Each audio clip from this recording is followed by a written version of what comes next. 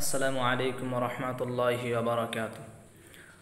আজকে কথা বলবো, যেই ব্যক্তি কোরবানি দেওয়া তার উপরে ওয়াজিব হয়ে আছে, যে ব্যক্তি কোরবানি করার মতো সামর্থ্য আছে, এমন ব্যক্তি যদি কোরবানি যদি না করে, তাহলে ইসলামের দৃষ্টিতে তাকে কোন পর্যায়ে নিয়ে যাওয়া হয়েছে সেই সম্পর্কে আলোচনা করব ইনশাআল্লাহ।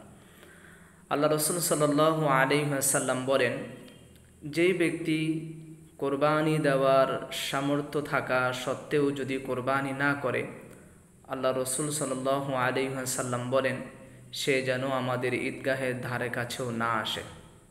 এই হাদিস দ্বারা স্পষ্ট বোঝা যায় যে কোনো ব্যক্তি যদি কোরবানির শক্তি সামর্থ্য থাকা সত্ত্বেও যদি কোরবানি না করে, তাহলে এটা সেই ব্যক্তির গাফিলতি এবং সেই ব্যক্তি যে একটা কৃপণ সেটা কিন্তু বোঝা যাবে আর কি।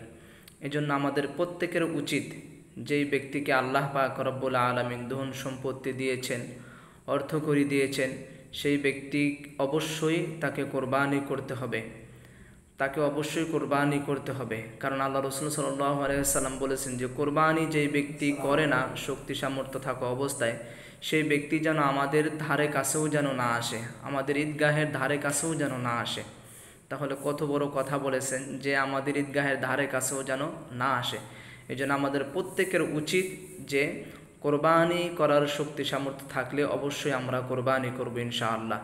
আল্লাহ পাক রব্বুল আলামিন আমাদের প্রত্যেকের কোরবানিকে আল্লাহ তাআলা যেন কবুল করেন। কোরবানি করার আগে আমাদের নিয়ত আগে সহি করতে হবে, নিয়ত অবশ্যই আমাদেরকে সহি রাখতে হবে। সির্ফ একমাত্র আল্লাহ তাআলার জন্যই আমাদের এই কোরবানিটা হবে। আল্লাহ তাআলা আমাদের কোরবানি কবুল করে নেন, আমিন।